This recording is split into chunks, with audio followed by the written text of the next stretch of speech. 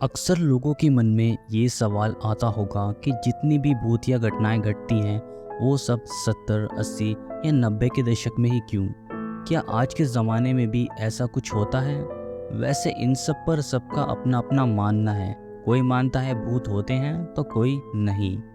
लेकिन आज मैं आपको ऐसी घटना के बारे में बताने जा रहा हूँ जो 21वीं सदी की है, जो आज के ही ज़माने की है।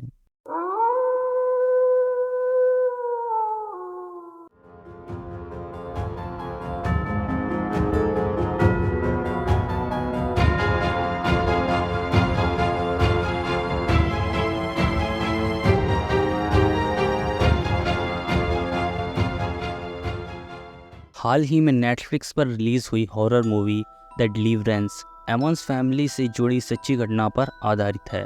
ये एक ऐसे परिवार की कहानी है जिनके घर पर कथित रूप से 200 से ज़्यादा प्रेत आत्माओं का वास था। हाल में नेटफ्लिक्स पर रिलीज़ हुई ली डैनियल्स की द डिलीवरेंस इन दिनों खूब चर्चा में है।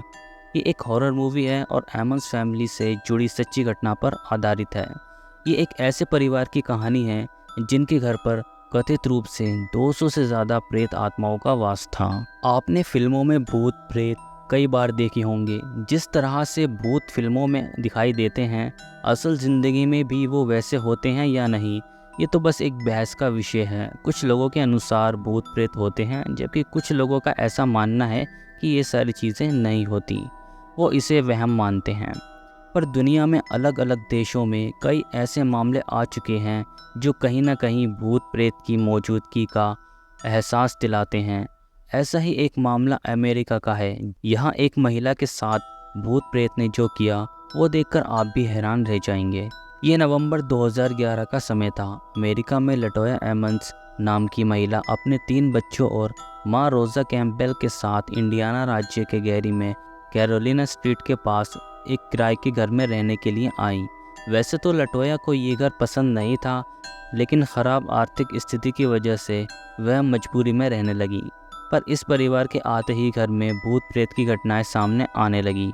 इससे लटोया का पूरा परिवार परेशान हो गया। दिसंबर 2011 में लटोया के परिवार के साथ इस घर में पहली असाधारण घटना घटी। तब उनके घर में एक साथ लाखों काली मक्खियों ने हमला कर दिया। हैरानी की बात यह थी कि दिसंबर की कड़कड़ाती ठंड में इन मक्खियों का मिलना असंभव था। इंडिपेंडेंट की एक खबर के मुताबिक लटोया ने अपने एक इंटरव्यू में बताया कि उन्हें कई बार अपने घर के बेसमेंट की सीढ़ियों के पास किसी के कदमों की आवाज़ सुनाई देती थी। इन आवाज़ों से तंग आकर उन्होंने बेसमेंट तक जाने वाले रास्ते को ही बंद कर दिया था, लेकिन फिर भी उन कदमों की आवाज़ का आना बंद नहीं हुआ। 10 मार्च 2012 को एक बार लटोया की मां को किसी अनजान शख्स का धुंधला साया नजर आया। जब उन्होंने इस साये का पीछा करने की कोशिश की तो वहां उन्हें जूतों के निशान के अलावा कुछ भी नहीं मिला। किसी अनजान के जूतों के निशान देखने के बाद लटोया के परिवार को भरोसा हो गया कि इस घर में कोई शैतान आत्मा का निवास है। लटोया रात को अपने कमरे में लेटी हुई थी। तभी उनकी बेटी के कमरे से रोने की आवाज़ आई। अंदर जो कुछ दिखा उससे उनके होश उड़ गए। लटोया की 12 साल की बेटी बेहोशी की हालत में हवा में लटकी हुई थी। कुछ देर बाद उसे होश आया और वह हवा से नीचे आई, लेकिन होश में आने के बाद उसने बताया कि उसे कुछ याद नहीं। अगले दिन लटोया घर के पास एक चर्च के पादरी से मिली और मदद मांगी, लेकिन वह तैयार नहीं हुआ। हालांकि पादरी ने यह ज़रूर कहा कि जिस घर में रहते हो उसमें 200 प्रेत आत्माओं का साया है।